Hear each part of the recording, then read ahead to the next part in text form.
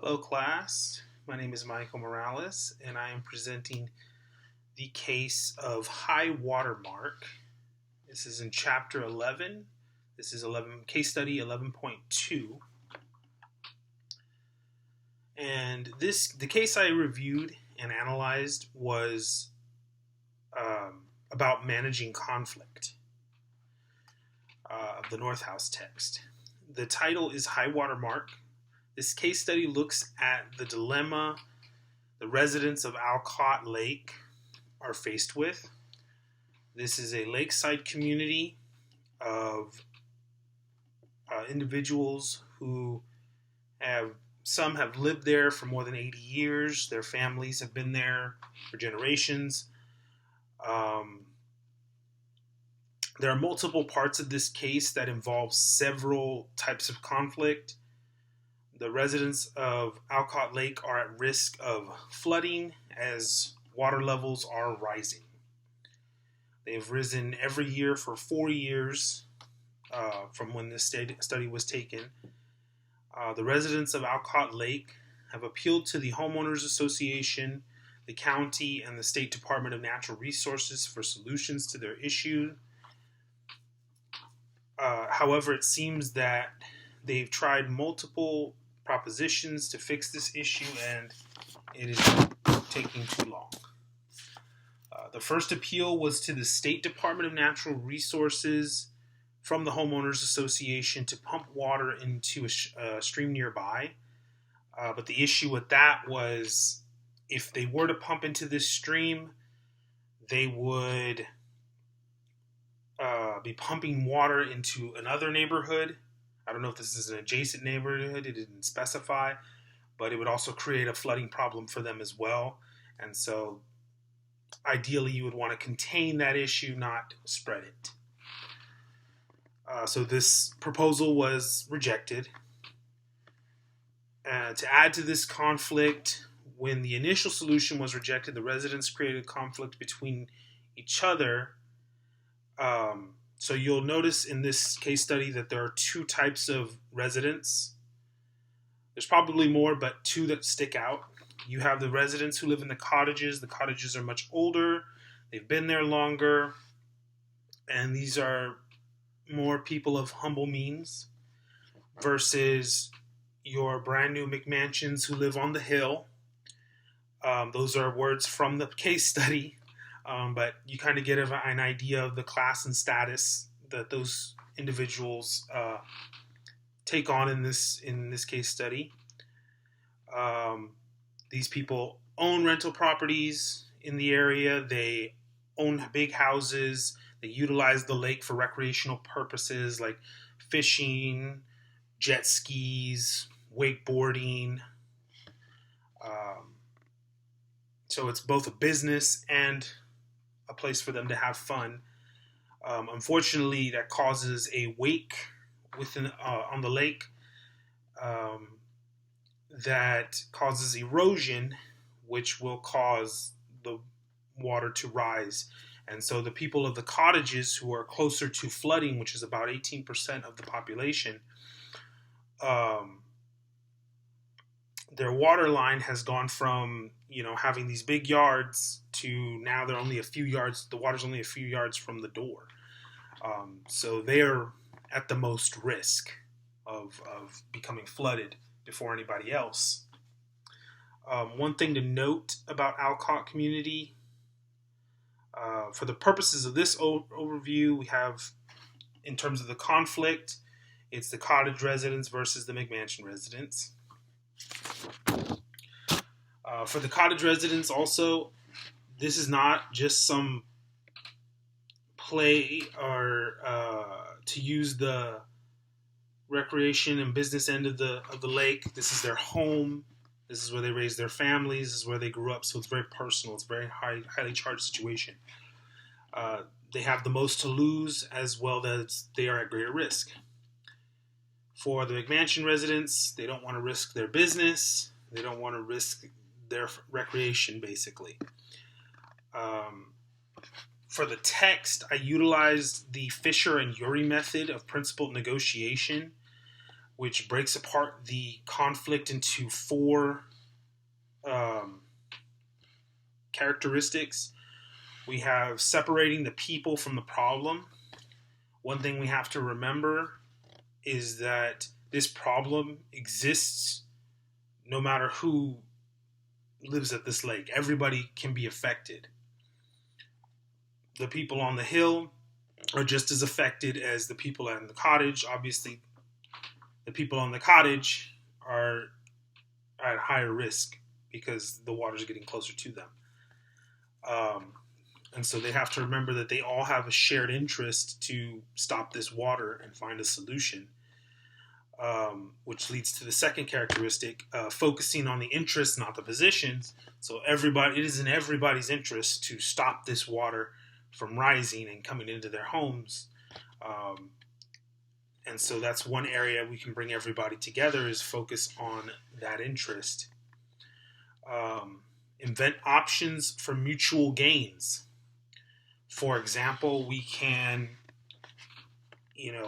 create fees through the HOA to fund a public seawall that will be built to protect, starting with the houses that are at most risk, and maybe giving tax breaks to some of the McMansion owners because they've already started building their own seawalls. And so just kind of a solution to make it fair. If you can build your own, you can get a tax break, or if you need assistance from either the county, the state, or the HOA, maybe a collection of fees or fundraising can create that. And then insist on using objective criteria. Obviously, we're going to start with everyone that is at the most risk. If your house is going to flood quicker, then we should focus on your house. But we should take care of all the residents. But, start with where the water levels are the highest.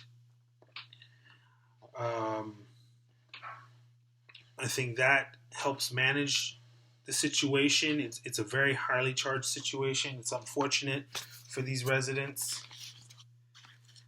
As far as applying this leadership to this principled negotiation to my own leadership framework, I will apply it to the part where I talked about in my paper. I talked about a situation between my assistant and my former assistant teacher.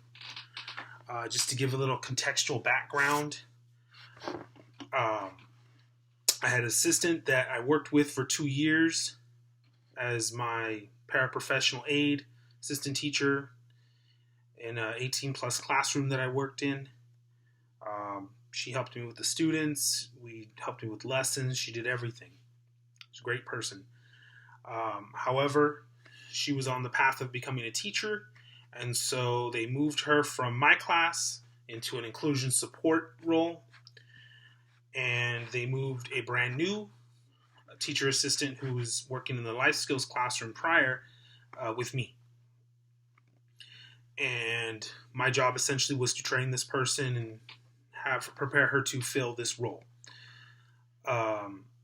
Because I had built a friendship and a camaraderie with my previous assistant, of course, she would come through and say hi and visit, which I didn't mind, but it became a little too much because, so a little more background, our in-class support department unfortunately doesn't have like official offices because their job is to go to general education classes and support students with disabilities. So they don't have official offices. They don't have their own desks. They just have areas they work throughout the school, which is not something my assistant was used to. My former assistant was used to because she had an official desk. She had a spot. I treated us as equals. We had the same exact desk. We had our own computers. We had, I wanted her to feel as an equal. So for her, this was almost like a demotion, even though, she did get a raise. She did get more experience out of this. It felt like a slap in the face for her. And so she would come visit, hang out with us, and she would nitpick about the little things my new assistant was doing, telling her this is how you work with this student. Bear in mind, she's worked with a lot of my students for years, even before I was there. So she had, strong opinions. And as appreciative as my new assistant was, she didn't like it because she only wanted to be trained by the person who was in the class. And that was me. I was in charge of the class. I knew how I wanted things, and so she wanted to hear it from me, not hear it from two different people. And she basically asked me to try to handle the situation. And for me, it was difficult because I was like, at first I didn't see a problem because I was like, oh yeah, you could use the advice from that person. But I had to separate the people from the problem. I have my former assistant who needed to move on and do her own thing with her new position.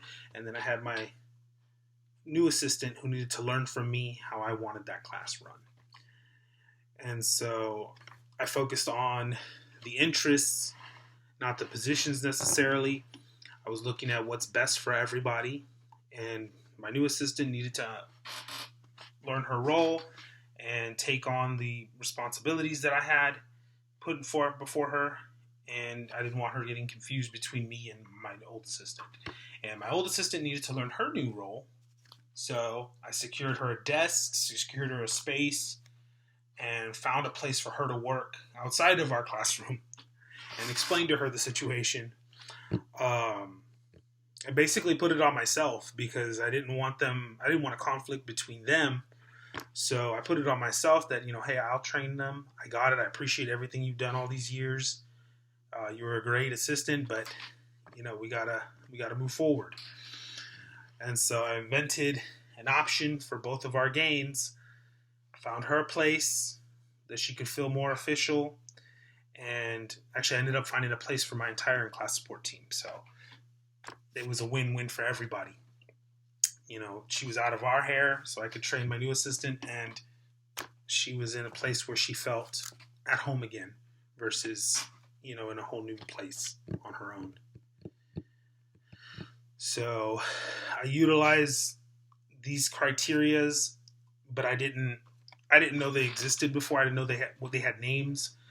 A lot of this happened before I went into this program, so it's nice that I get to conceptualize, managing conflict. I get to understand, much like with this course teaching me,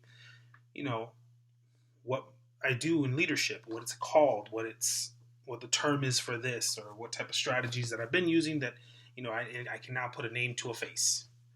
So that's really cool. All right, and that is the end of my case. I hope I covered everything. If not, I apologize. But thank you for listening, and have a great evening.